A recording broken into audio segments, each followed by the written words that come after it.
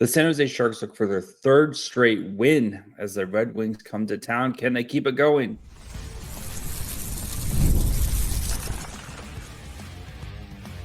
You're Locked On Sharks, your daily podcast on the San Jose Sharks, part of the Locked On Podcast Network, your team every day. Hello, welcome to Locked On Sharks, the premier hockey podcast covering your favorite team in the Bay Area. My name is JD Young, caretaker at the Reef, also the co-host of Locked On NHL. I want to thank you for making Locked On Sharks your first listen. Proudly part of the Locked On Network. We cover your team every day. And we get to spend 10 minutes here previewing the Sharks-Red Wings game as San Jose looks for their third straight win in 4 out of 5. Where does this team come from? So we'll look at, kind of get to know how these two teams match up, look at the Red Wings and what's made them successful so far this season and what to watch for in this game. So let's get started by looking at how these two teams match up. The Red Wings are 8-4-0. Your San Jose Sharks are 4-6-2. Offensively, the Red Wings are 14th in the NHL at 3.33 goals for per game. Your San Jose Sharks 15th at 3.33 goals for per game. Goals allowed, Red Wings are at 3.25, 22nd. The Sharks 4.17, 32nd. Power play for the Red Wings is at 25%, good for 10th. The power play for the Sharks 21.4, good for 14th. The PK 86.1%, good for 8th for the Red Wings, and then 65.8%, 30th for your San Jose Sharks. Larkin leads the Red Wings in goals. DeBrincat in assists with 10, and then Larkin has 17 points. Celebrini, of course, leads in all categories, 7 goals, 11 assists, 18 total points. The Red Wings are a little confusing because on paper, they're not like dominating. You know, the power play and the PK are both solid, top 10 units there, but this is a team that is 9th in the NHL when it comes to point percentage, is 2nd in their division as I'm recording this right now. But the offense, especially a 5-on-5, hasn't really been there, and the defense has been solid. The goaltending has not been, anything crazy. And so you wonder, is this a little bit of a paper tiger with the Red Wings, or are they still getting wins and maybe they're still like the numbers will eventually kind of come up to where they are as a team. So this is going to be a very interesting test, I think, for both teams here between the Red Wings and the Sharks.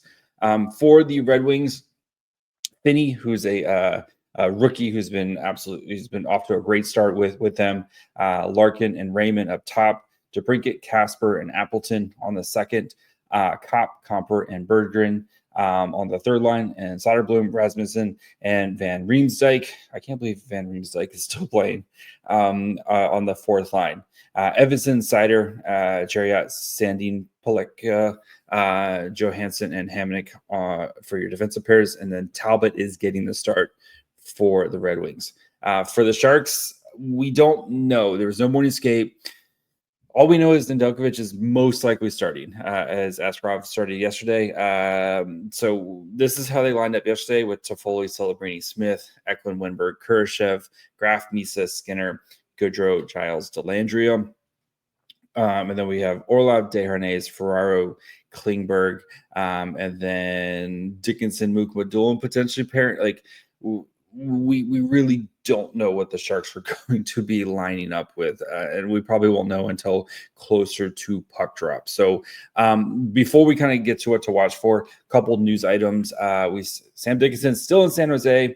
Of course, we don't know. He needs to play the one more game right until for his entry-level contract to kick in, and most likely signifying that he's going to spend the rest of the season up with the San Jose Sharks. So we're still waiting on that news. But roster kind of tinkering.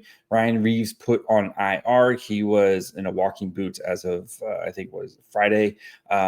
Seen him Friday wearing a walking boot. So he's on IR.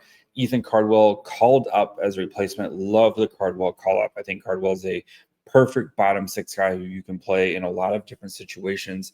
And I would expect Cardwell to also get some PK time as well against this Red Wings power play that's been off to a solid start. So for this game, what to watch for, right? Sharks' second night of a back-to-back. Luckily, no travel, right? And a little bit extra time as the Sharks played on on Saturday afternoon, and now they're playing Sunday evening. So expect the Sharks to get off to a little bit of a better start, especially compared to what we saw versus Colorado. And I do, and we've seen the Sharks typically start games pretty well. So I do expect them to get off to a solid start here, and against a team that I do think there's just questions on how sustainable their winning is. And you can ask the very same questions for the San Jose Sharks, right? Because I mean, the comparisons between the numbers, other than the goals allowed per game, are very comparable, right? The offenses are about the same. Again, the defenses, the Sharks have definitely given up way more goals, but like the power plays are pretty close. The Red Wings PK is much better than the Sharks PK, but like I think this is on paper two kind of evenly matched teams, and if the Sharks can kind of get out to a good start, I think it's going to lead to their success. So for San Jose, starting the game on time, number one, like you have to do that. And then the special teams don't get in PK and into penalty trouble, right? There's a really good, top 10 unit when it comes to the power play. And we know the Sharks PK has struggled. I know they looked better yesterday against the Avalanche, but you cannot have a parade of penalties to the box if you're the San Jose Sharks and expect to win this game.